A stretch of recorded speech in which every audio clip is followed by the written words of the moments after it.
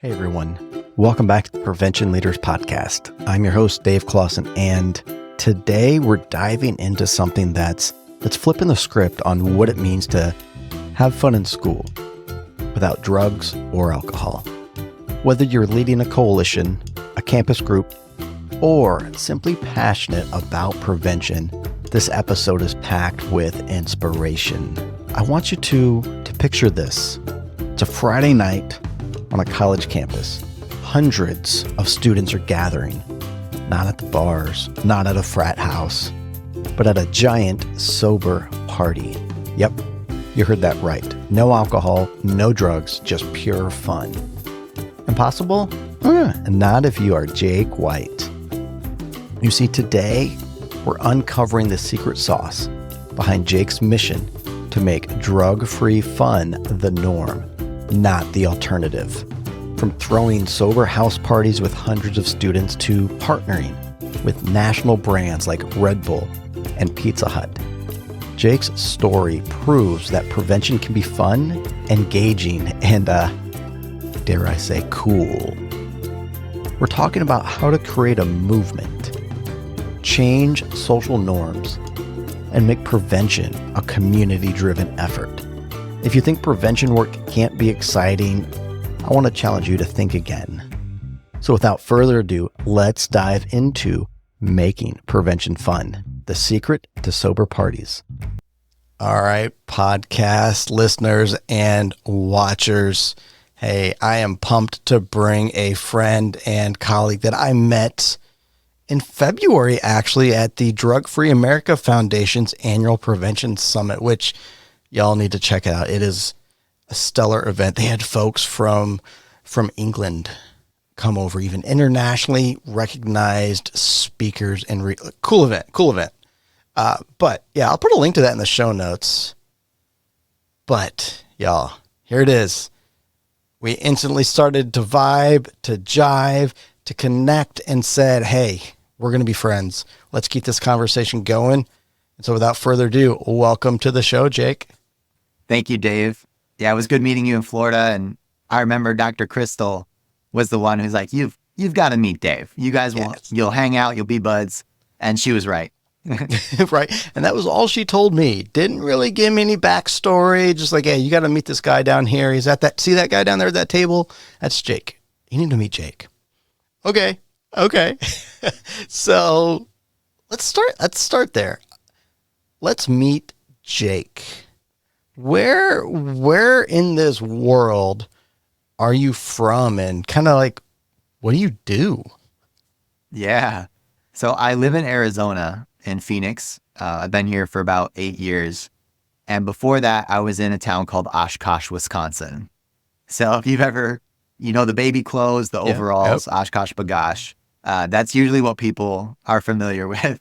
So I grew up in that town, and kind of why I got into prevention is I had lost my uncle to an addiction. I'd seen it throughout my family, extended family, and just decided I'm not going to drink, I'm not going to smoke. And what ended up happening is I found out how difficult socially it can be to make a decision to be sober. And there came this point in my college career, actually, where I was so upset that you had to choose between being social and being sober. I wanted to do both, I want to have a great college experience and keep my body and brain healthy. So I started throwing these giant drug-free house parties on my campus in Wisconsin. And, people told me it's not going to work. No one's going to come to this. Are you blind? Do you not see all the people going to these parties on the weekends and what campus you're at?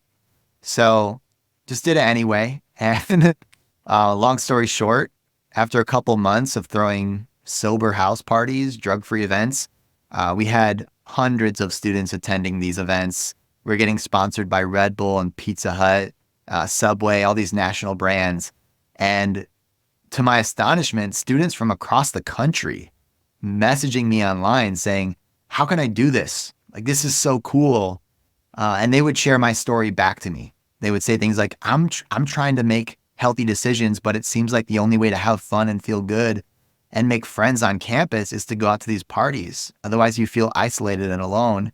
Um, and so that's really when this idea sparked in my brain. And I thought to myself, if I could somehow make a living helping people feel good and have friends and make friends and have fun without sacrificing their friends or their future, like I want to make that a priority. And I don't, to this day, I haven't quit.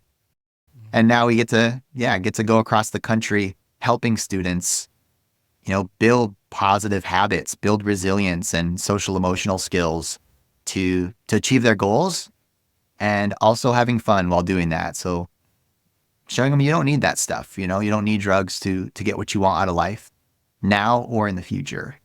And it's a conversation. I'm sure we'll get there. We do that in a lot of different ways, but that's kind of how Vive 18 was born. It used to be called Party Point O when I started it, and now we've rebranded into Vive 18 over the past 7 years. You might not have noticed, but there were a couple hard swallows when you're sharing that story. I kind of got a little chilled as well, because it took me back to my time in college when I came back from Iraq with struggling with PTSD, anxiety, depression, my traumatic brain injury, all this stuff I've shared with folks on past episodes. But I had that isolation. I had that loneliness. I had that I don't feel like I fit in or belong. And the only thing I saw as a means to make friends and connect and try to not feel so alone was all centered around alcohol. And that just amplified my struggles. And I have no idea what I was going to ask next, because I'm feeling your why you do what you do. I get it.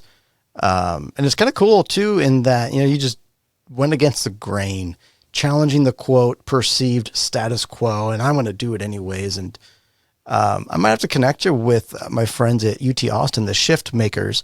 Just had them on.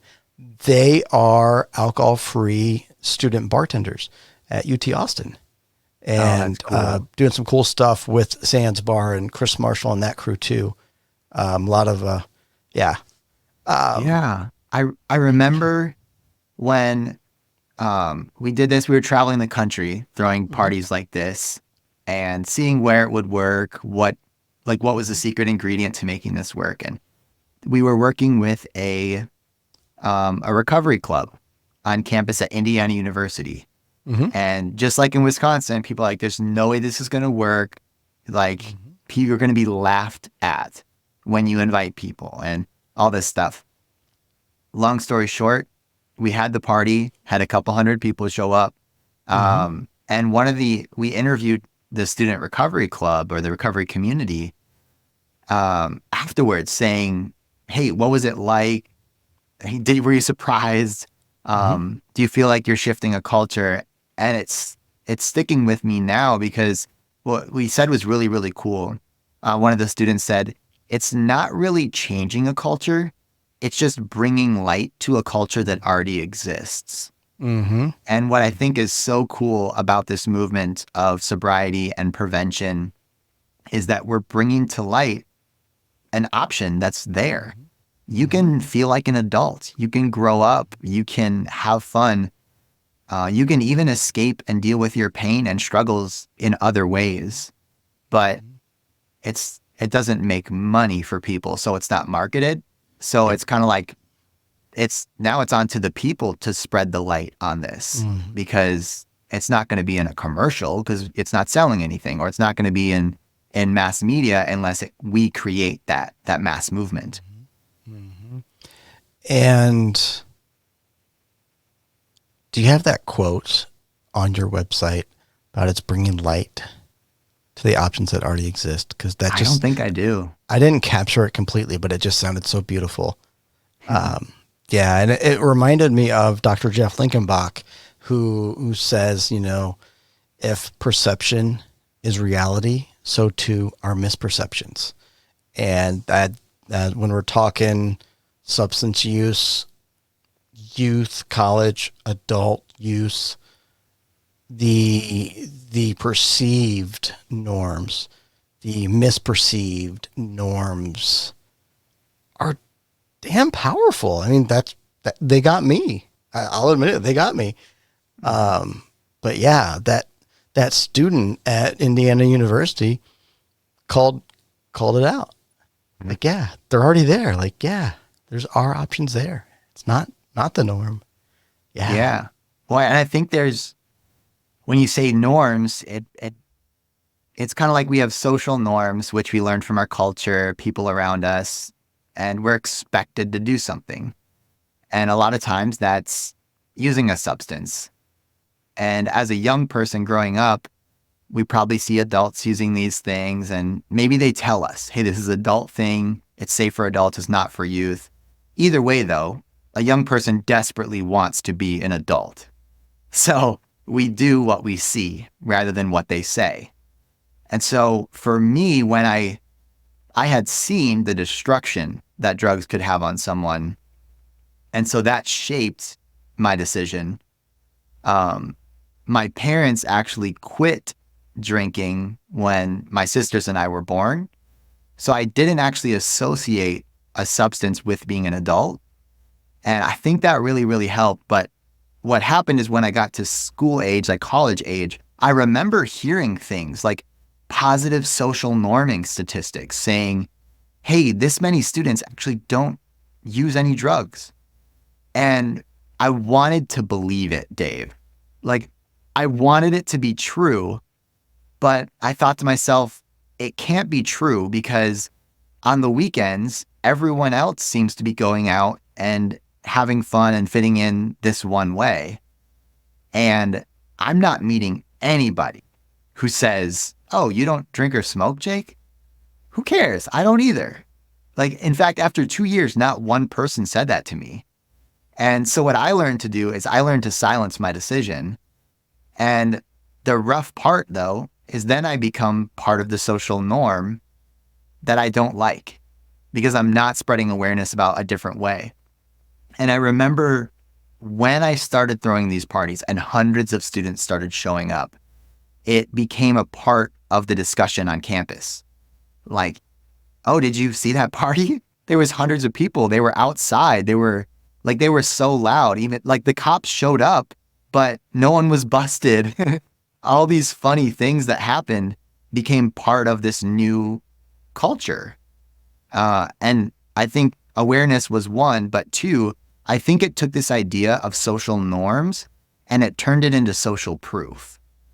Because if you have the statistic, you can choose not to believe it. It doesn't match with what I see and what I hear. But if you have the proof, if in your community, students are getting together, having fun, building community, getting everything that they want out of a Friday, Saturday, Sunday night, without using, and you're invited to be a part of that, now that's a learning experience that can actually stick with you and maybe even for the rest of your life because it's so impactful from what you believed before. So I always like to challenge this idea of social norms and ask, yes, but do you have social proof? And that's where you actually need students involved in it to create that social proof. So many different thoughts swirling through my head right now. And I think I want to just explore a little bit more your own personal experience, if you're game. Sure.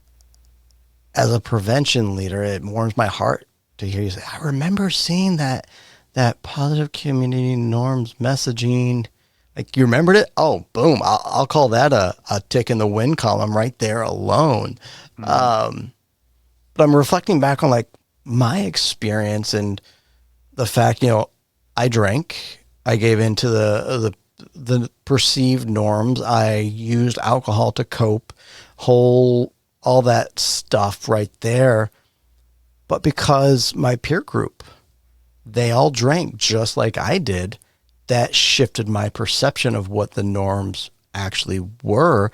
I never once in 6 years of college meet somebody that said, yeah, I don't drink. I didn't know that existed. And I saw things like alternative spring break. Why is that? Why is sobriety or choosing not to use the alternative as well? Like, I felt like that just contributed. And why does tailgate automatically, like, why do you have to have alcohol? Why is it a staple to tailgating?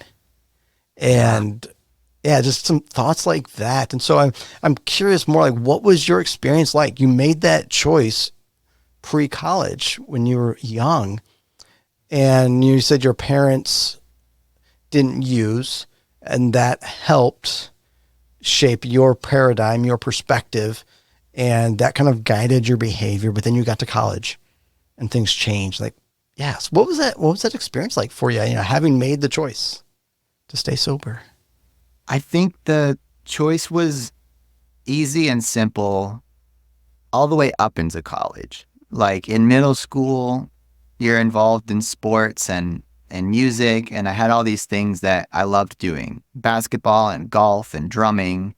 And it wasn't a part of the discussion with my friends. Like I can remember one summer, the whole summer, all we did is we would, get together and play a bunch of sports. We'd hop in a friend's pool and play Marco Polo. And then we would end up playing this board game called Risk. And that was a full day for us, right? Besides like a mac and cheese break and sandwiches or whatever, that was life. And I'm very, very blessed to be able to say that like my exposure to anything in middle school was little to none, except for my parents didn't use. I've seen extended family get into trouble, at this point, with the law, in the hospital a couple times, things like that. So my perception was, well, I haven't seen much good happen from it. I've seen some bad things happen or heard about it. But other than that, it's not on my radar. My friends aren't using. In high school, and actually, the funny thing, I like to credit my parents for having this foresight, but I went to this huge high school with like 500 students per class. And so, yeah, my first year, Yeah. I did not make a single sports team, still in band, but all this leisure time. And I don't know that my future would have been changed for worse if I would have stayed there or not. Like, it's hard to tell. But my dad basically forced me to go to a smaller school so that I could play sports. And he told me later, he's like, Jake, that's because I saw the people that you were around. And if you weren't doing anything, maybe you would start using substances. There's 500 kids per class. To say that you're not going to get in trouble when you're exposed. So I realized he was playing a numbers game. He was making some assumptions. But what I did gain from it, though, is I gained so much confidence when he moved me to a small school. Because at first I was really upset. I was like, you're taking me away from my friends. You're taking me away from everybody I just spent years getting to know, my social groups. And you're plopping me into this tight-knit school who's known each other since kindergarten. And for me, it was like my first social struggle, but it also helped me gain those social skills to realize, oh, I can actually choose to have confidence because I see people having it in front of me and they seem to have friends. I can observe people building connections and being goofy and choosing to do that stuff. And I'm now on the low social totem pole, right? And I have to learn how to do all this stuff again. And it wasn't until later in high school, after I'd gained some confidence, found out a little bit more about who I was and how I wanted to show up in the world. And then when some friends started to, drink or try different things, at that point I was like, well, I've gone this far without needing it, and I've seen what could happen. I'm going to continue my way. Um, I'm set on learning how to get things instead of using a shortcut. As I say in my presentations, like a skill set rather than a shortcut. And that's how I'm going to go throughout life because it's working well so far. And I don't want to keep that up. So I feel like middle school, high school, kind of easy, or like it was working for me. And the moves that happened were really to help me develop. And then when in college, that's really when the feeling of, whoa, I do not belong here. Like I feel odd, like I'm an alien. Like people look at me funny, they talk to me funny, they don't invite me to things when they found out this one thing about me. And I think I just felt like it was unfair, but that's also where great change comes from. It's from a complaint or a what if statement. And my complaint was like, I don't want to feel isolated and alone. I don't want to feel judged because of this good decision I'm making. What if it were different? What if people didn't care about what you drank or what you wore, things like that? Like they judged you based on your character and who you are and what you know, yeah, how you show up for them. Um, and that's, yeah. I drew a couple just parallel, just want to connect on some similar experiences. In that, when I was a cop, almost every single, I don't have the specific data, but I saw so many of the calls for service that I had to respond to had alcohol or drugs involved. And thinking about domestics, fights with your significant other, your partner, I saw that common thread of substance use woven throughout all of those. And it was a subtle warning for me. And yeah, like that was just one thing yeah, that's not a recipe for a good, healthy, productive relationship. So that was just something I remember from my experience just as a cop. I was like, yeah, okay. Do I want to have a good relationship? Do I want to get married and be a good husband, a good father? Yeah. From that experience. And I know alcohol is not going to help me be that good quality partner. So that was a reflection point that I noticed. And what I'm curious about and want to just hear a little bit more about. So whether in middle school or once you entered into college, you talked about leaning on a skill set. How did you go about knowing what skills to build, and then how did you build them? A lot of times it was just asking for help when I needed it. And I can say that specifically for college because I remember learning that the school had free counselors and free services. They even had career counselors to help you get the jobs you wanted. And I thought, whoa, like I'm paying for my education myself. So I'm going to take advantage of everything. I'm just going to go see a counselor because I can, because it's free. I already paid for it. I'm going to go to the career counselor and I'm going to apply for these jobs and leadership positions on campus because I can. There's not going to be another time in my life when I have access to all this stuff. And it's a really supportive place to fail. So I think the main thing that how I decided what skill sets to build is it came from a pressure point of knowing I'm paying for every single dollar of my education. I need to make the most of it. So what I do here is going to continue for the rest of my life. I'm building my foundation. And if I do it really, really well, then it can help me for the rest of my life. Mm-hmm.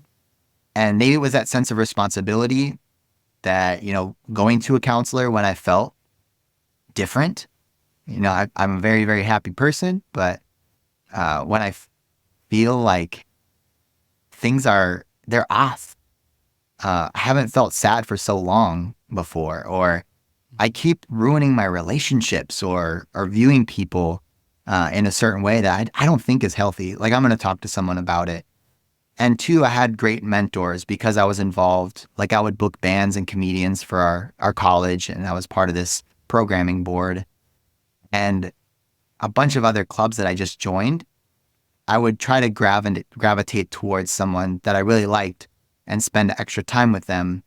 And lucky for me, they were so big on personal development that they invested into me reading certain books. And during our one-on-ones that we would have each week to hold me accountable for my leadership position, this one advisor, her name is Chelsea Reger, and she would, at the beginning of it, she had a reflection activity to get to know myself and how I would, act for something or what my future goals were. So what I realize now is she was developing me to be this strong person or to develop skill sets and to ask for help when I needed it. Even though I didn't realize it. It was just the first 10 minutes of every meeting that I had. And it was about me. And I really liked it. Hey, folks, just a quick break to tell you about an exciting collaboration between the Prevention Leaders podcast and Wired Biohealth. Wired Biohealth has crafted a special package just for our listeners interested in exploring the genetic basis behind their behavioral health. This offer includes 50% off of their epigenetic kit, free shipping in the US, a complimentary virtual review of your biomarker evaluation report with a Wired Biohealth consultant, and a free 60-minute follow-up session. Now imagine gaining personalized insights from a simple cheek swab that empowers you to make informed decisions about your wellness. Now, I know I've mentioned on past episodes about my journey with them over the last year, and y'all, it has been a game changer in all aspects of my life. So I invite you to check out wiredbiohealth.com and mention my name, Dave Closson, to grab this exclusive deal for you all, the listeners of the Prevention Leaders podcast. Now, let's get back to our episode. I want to talk about a transformation you went through. And I'm not sure if you realize you kind of like primed the pump and set me up for it, but you used to book speakers, comedians, and bands, and now you're the one that gets booked. How did that transformation happen? Because that's an incredible one that I know a lot of folks are always like, how do I do that? That's true. I often gloss over it, and I should be a little more grateful for this puzzle, how it's going together, because it really did set me up to learn a lot as a student. So I'll give you the milestones that happened. So freshman year, joined the club that booked speakers. Met a friend, really looked up to him, thought I'll just do what he does. So I got to meet a bunch of speakers being in this club, got to take them from the airport, like spend time with them. It was really cool. They would eat dinner with us before, the presentation, and really humanize these people. And then since I was part of that club, I also got to see they're actually making a good living from this. It's not just like they have another job. Like, this is the way that they're changing the world, is by sharing their story and inspiring other people to take action on something that they wouldn't normally do. So for me, there was a seed that was planted. And I thought, if there's a way for me to become a speaker, I would love that. That would be such a cool career. I love being in front of people. I love the attention. I love creating an experience. And as soon as I find out what I'm really, really passionate about, this can be a way to share it and help other people who have that passion.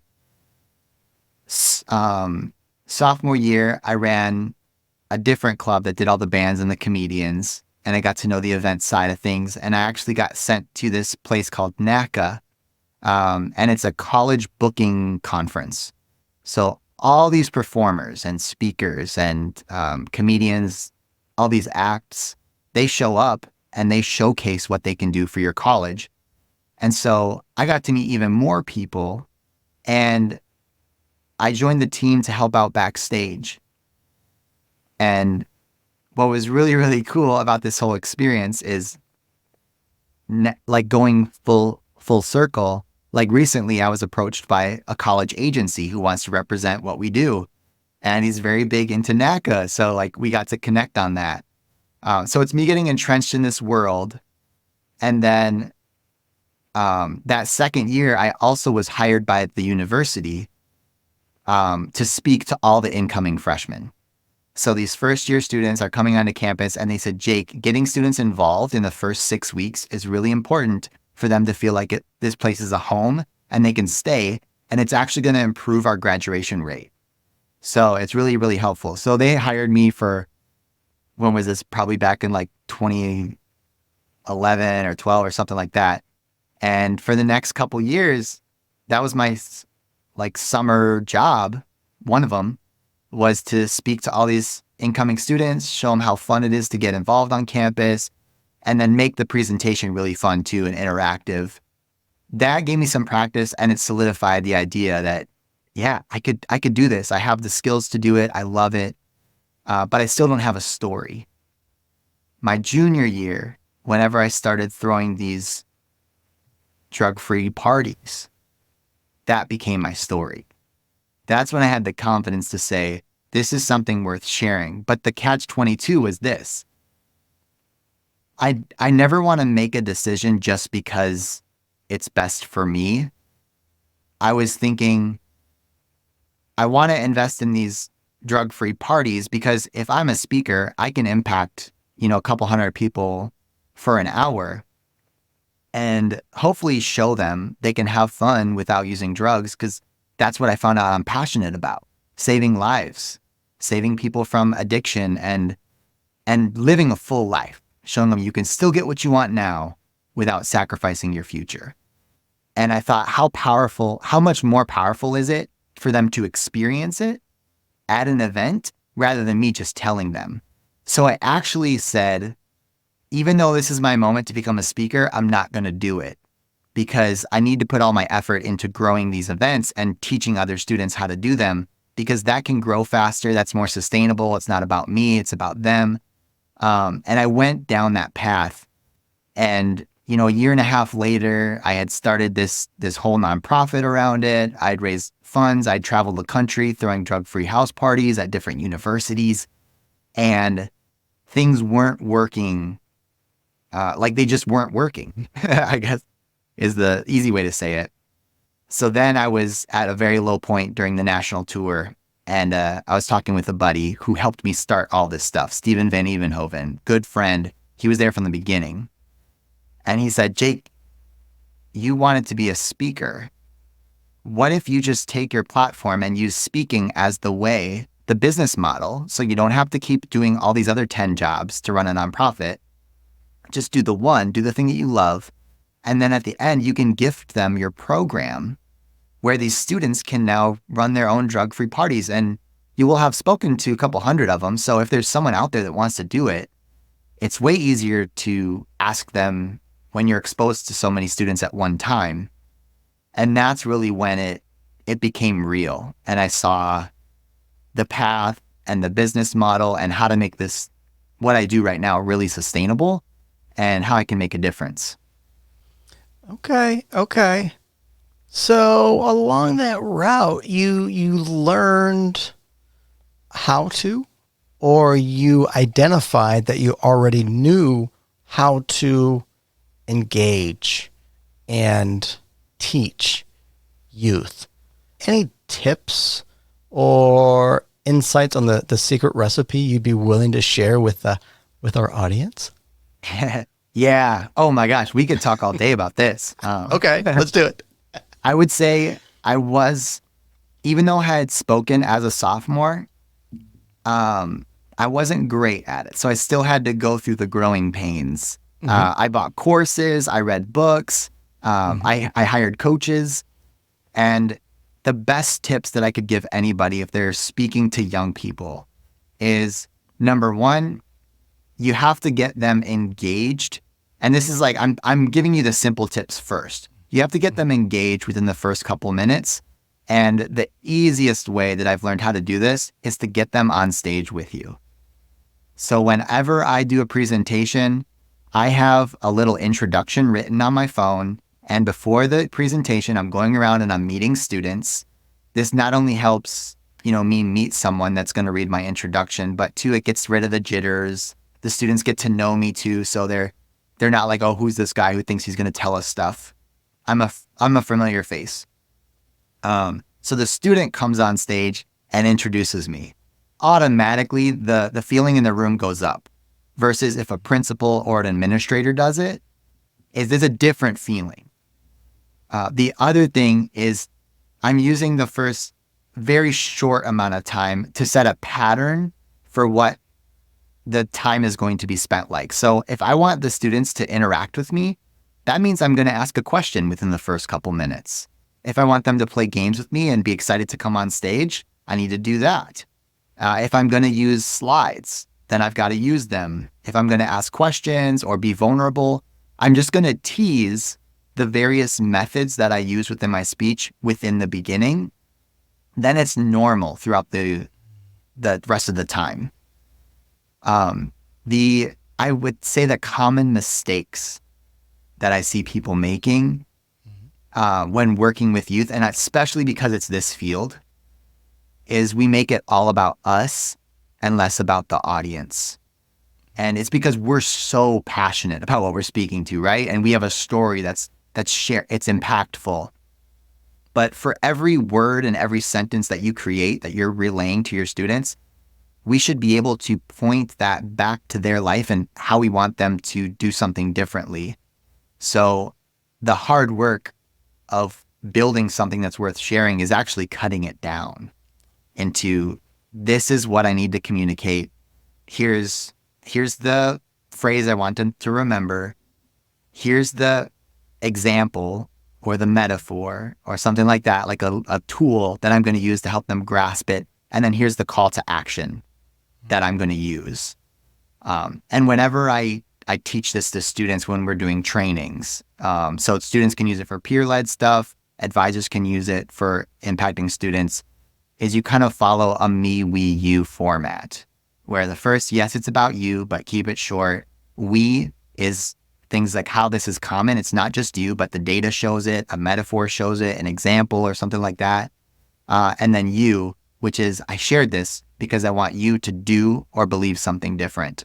And so following that format can really, really help you excel as a speaker. Like if you do that, you're not going to suck. I'll just say that. You're going to be pretty good. Me, we, you. That is much more eloquently and clearly articulated compared to my approach. I always just ask myself, why am I telling this story? I've got a lot of stories that I love to tell, right? I have a feeling you do too. But yep. I always have to kind of remind myself when I'm preparing a presentation, like, what do I want the audience to know or do or experience as a result of me telling this story? Am I just telling this story for the sake of telling a story? And that's caused me to, like you just said, to shorten, to condense. And Brene Brown actually says that there's a kindness in clarity. A lot of young speakers, they start with this me thing because it's like, oh, I have a stage, I have a platform. I did it too. I would select the stories that were fun for me to tell and that made me seem really great. And then what I realized is you want to humble yourself a lot at the beginning of the presentation. It's not a me show. But the point of your introduction is to make you look good. That's why you have someone else read it. They can say nice things about you. Then you come on and maybe you do a little self-deprecating humor. Like, I know that I'm a scrawny person, so I can make fun of that. I know that I'm very goofy. So when I play the drums for an audience, like that's my engagement piece to get them interacting with me and stuff. I'm being weird and funny while I'm doing that so that they're getting to know and like me. But it's not elevating myself through maybe a story that I love telling because it makes me look good. That would always have to be through a part of the story, in which that part of that story should also be the humbling part too, of like when you had a challenge and how you overcame that. Otherwise, the story is actually not that helpful. So yeah, there's a lot of different pieces to it. But in the beginning, a lot of us kind of default to making it about us, telling the fun stories that we love. And then maybe at the end, I'll tell them what to do, but they're going to have to sit through a bunch to get there. Yeah, I like to be introduced as, hey, here's Dave. I'm just Dave, y'all. So you said you're a scrawny feller. You didn't say feller, I did. But the mindset of when you were in college and you're like, I paid for all this stuff, so I'm going to use it. I'm going to get my money's worth. I want to see it in all-you-can-eat buffet. How the heck do you stay scrawny still with that mindset about life? Right? I didn't buy the meal plan, dude. I didn't buy the meal plan. Oh, snap. Okay. Okay. Oh, groovy. Well, all right. So we got some good tips on how to be a good speaker when it comes to engaging and teaching youth and asterisk probably adults as well. Um, what about your message? I know you've got it packaged into a curriculum and courses. Can we kind of unpack that a little bit? And yeah, I'm curious to see what you've put together and how it is all sort of homegrown from your experiences. Yeah. Well, let's start with this because I think the tee up for that would be what's the purpose of the presentation? Mm-hmm. And the easy answer would be education, right? Alcohol and drug education and awareness and helping students make better decisions. But what we know as true preventionists is you can't do that in 45 minutes in a one-time thing. Mm-hmm. The true purpose of our platform and engagements is to ignite a youth movement in your community, to get your students involved in your coalitions, to start a youth drug prevention club that promotes mental health, like all these things that are true evidence-based practices. Ours is teeing you up. It's kind of like lighting a spark. And how we like to do that. So we teach this framework in one of our new courses that's on how to launch and build a youth drug prevention club. And so the invitation strategy, like when we think about our presentation, what it really is, it's an invitation strategy for you to start or grow your prevention club. And so we always advise to do like a 3-pronged strategy. The first thing is you're going to do like a very targeted approach where you're inviting students who maybe have been identified by the principals or the counselors to say, hey, these students would be great leaders, or maybe they have potential and they're acting out though.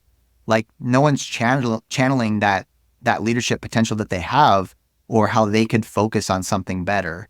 Or maybe they come from a home where they've seen it and like they would just really love an invitation to be a part of something to battle addiction and make something better happen. So it's this very targeted approach where we advise like sending a letter, specifically inviting those students. And who does this really well is the National Honor Society. If you get above a certain GPA, you're going to get a letter from them inviting you to join the club, and it makes you feel real special. So that's the first prong. The second prong is this big event, which that's where we come in. We like to do, a big school assembly, or maybe we divide up the school into different sections and we do 3 assemblies during the day and we invite them by grade and let them know like we're doing some education, we're sharing the information in a fun way, and then we're inviting them to join the club. And then the third prong of that strategy is to have this special exclusive event that's smaller. And it's only for the students who say yes. So when we launched it over in this group we just started in Wisconsin, it was, hey, at a Friday night, Boys and Girls Club, if you want to come hang out there, we have a bunch of games, tournaments, pizza, and we're launching this club. But this is for the people that are interested in this, this idea and being a part of it. So they feel really special. So you have this exclusive offer, but it's also very inclusive because everyone got invited during the big event. And you don't have to hire Vive 18 to do that, as long as you make it really fun and showcase that prevention is fun. And I'm going to say this probably twice, just so people get it. By hiring someone to share a scary story or one that the students cannot relate to, it's not showcasing the fact that they can create a change. They think that they have to have a scary or unique story to make a change. So instead, having something really fun that showcases how awesome this work can be and that they can make a difference in the world, that's what you want to showcase through your big event. And that's the reason why we're really good at getting more students into these prevention clubs and starting new ones. So from that to say, this is the purpose, that's what it's all about. Maybe you took some tips from there that you can use when you launch your prevention club. The presentation is really crafted by breaking down what are students' objections to this idea of being drug-free. Well, if I'm drug-free, like how am I going to make friends? How am I going to find out what to do like on the weekends? How am I going to cope with this pain that I have? or these feelings that I have. So the presentation is giving them those new ideas, showing them, again, going from social norms to social proof, that there are students all across the country in the world that are making great decisions. They're protecting their health and their future and their friends. And, they're investing in something bigger. So all of that's done, like I said, I use drums as a hook. So what you'll notice from some of the top speakers that you see is however they open a presentation is they'll close it that way as well. You'll see it in the great wedding toasts too. But drumming is mine. So I open by playing the drums. I end by teaching them the drums. And it reinforces this idea that in life you can choose skill sets or take shortcuts. The shortcuts could potentially cut your life short, where the skill sets preserve your life and they help you become, the best version of yourself. And so if I can teach you drumming in 90 seconds, imagine what you could do with a lifetime of choosing skill sets instead of shortcuts. Everything in the middle is packed with fun games, stories, interactions to get them to discover, hey, drug use is not the problem. The problem is us not having an elevated view of our future, believing in it, and then taking the choices to make it happen. Because even people who are struggling with addiction, they started by trying to solve a problem. And we all have problems. But when you grow up, your problems don't go away. You just become a better person at solving them and tackling them. And again, choosing skill sets is going to help you do that. So we kind of go through this experience. The students are talking a lot during it. They're part of the show. There's like a game show portion of it. Of course, there's music and a lot of, back and forth and fun. How to start a sober movement. That's your how-to guide right there, folks. Did you take notes? If not, hit rewind and give that another listen. 3-prong approach. Yeah, and it's like you're looking for those innovators, those early adopters to that first prong, those folks to be the peer leaders to lead this movement. And then the big assembly is about motivating the middle. And I'm reflecting back, I think it's Simon Sinek who has the chart that he talks through one of his other presentations. But you're starting to motivate the middle. And what I like about that ending smaller, more intimate event after the fact, I can see that really building connection and building that sense of belonging and the fact that those students matter. To me, that's what you're saying is like, you matter. Because you matter, here's something for you. We see you. Mm-hmm. That's where it took me when you're walking through that. That's where it took me, like just telling those students, like, you matter. Yeah. This is for you. Well, and that you said that word too, a sense of belonging. Mm-hmm. Like that is what both breaks and fills my heart up is when students don't belong or when anyone feels like they don't belong, mm-hmm. my heart just splits in half. And when I can help someone feel a sense of belonging, like that's me living in my purpose. And I think that's why God gave me certain gifts is because that like, if you were to canvas all the decisions that I make in a day, probably 85% of them are just to help people belong, whether it was a fun decision or a different one or whatever. It's just like, I just want to help people feel like they belong. I think that's a mantra and a culture that we can build consistently. Like I end up saying that on my podcast a lot too, like which you were on, right? So yeah. It's like, it's so true. If we have these silos, we're not going to go far. But if we build together, it's kind of like this. Like if we have a competitor, right? Like there's an industry that wants addiction and they have so much money, so many resources, and we're just these little people unless we band together. That's the only way we stand a fighting chance. Yep. Dr. Bertha Madras, actually at the Florida event where we connected the Drug-Free America Foundation's Prevention Summit, she said, she was explaining the brain science and the impacts of substance use on our brains. And she said, I hope I don't mess this up. It's so beautiful, it's so poetic and powerful, but that it's not a war on drugs.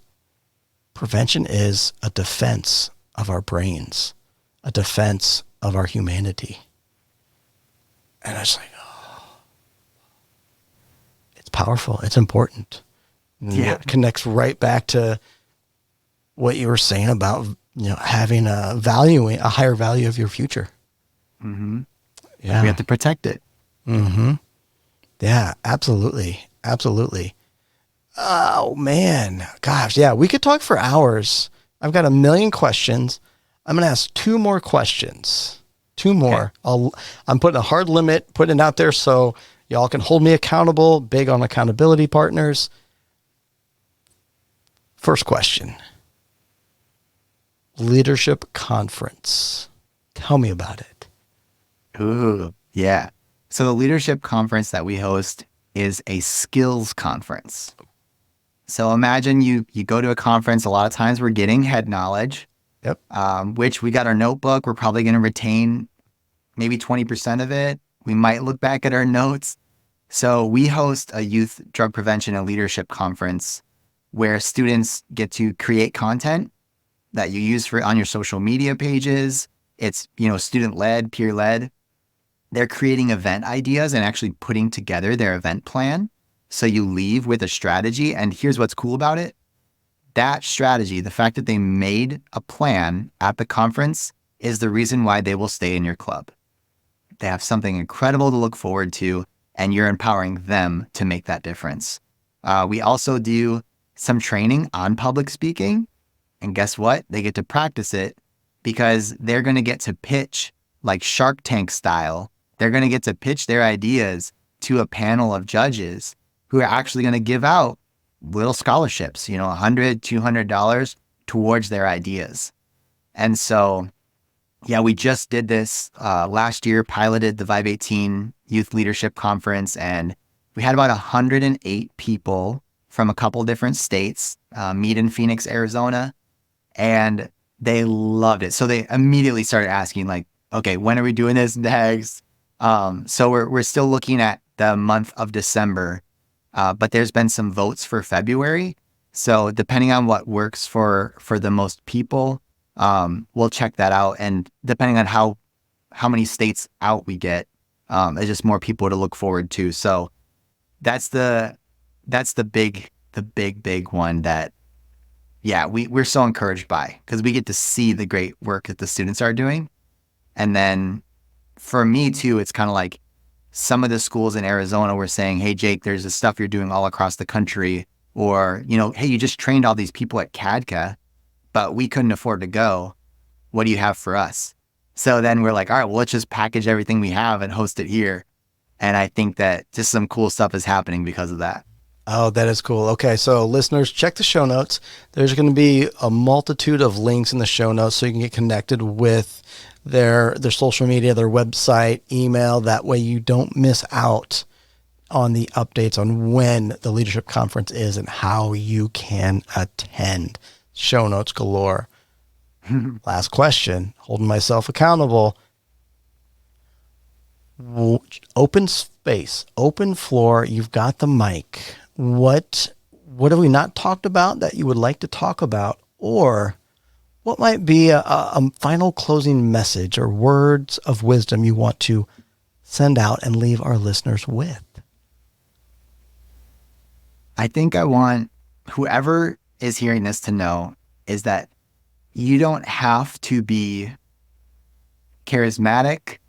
You don't have to be cool. You don't have to be stylish in order to have a successful youth drug prevention program.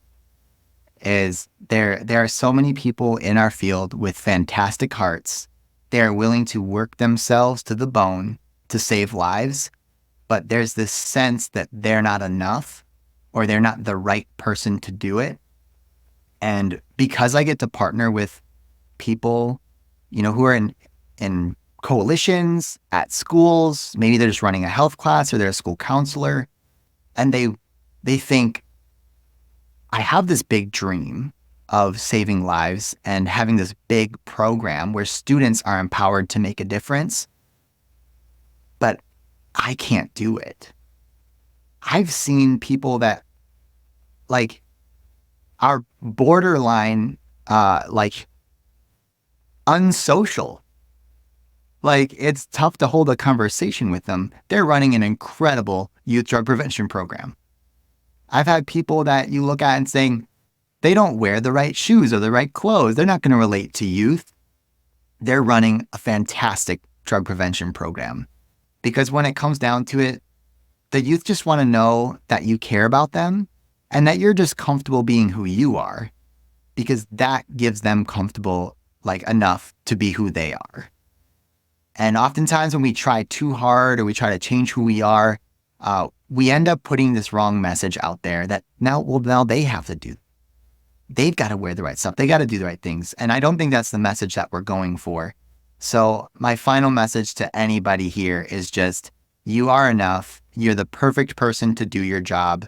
And you just need to know the strategy on how to do it and the posture. And if we can be of service for you, Dave's incredible at this, helping people build that organizational structure. We're fantastic at it. So ask one of us for help, for tips, because we would love to help support you and build capacity in your community. That's where the change needs to make. And that's why we're both here. I'll second that. And I'm just going to throw in, listeners, if you haven't noticed, one of the other main reasons Jake and I connected is he truly does believe prevention is better together as well. We believe it. We mean it. Don't be strangers, y'all. We're in this together. Let's help each other out.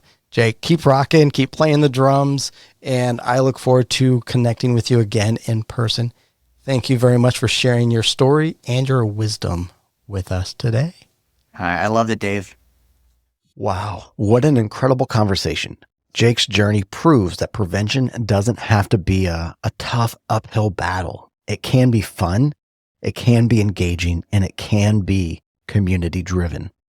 Whether you're a coalition leader, school counselor, or simply somebody who believes in the power of prevention, I hope you're walking away inspired by Jake's innovative approach and ready to make a difference in your own community. Remember, it's not just about educating. It's about creating social proof, building connections, and showing young people that they can have fun without sacrificing their health or their future. If you want to dive deeper into Jake's work or learn how to bring a sober party movement to your school or community, be sure to check out the links in the show notes. And hey, prevention really is better together. So don't hesitate to reach out to us if you need support or ideas on making prevention efforts in your area more impactful. That concludes this episode. Thanks for tuning in. Be sure to hit the subscribe button and share this episode with a friend before you leave. And we look forward to seeing you on social media, because prevention is better together. Together, we are stronger.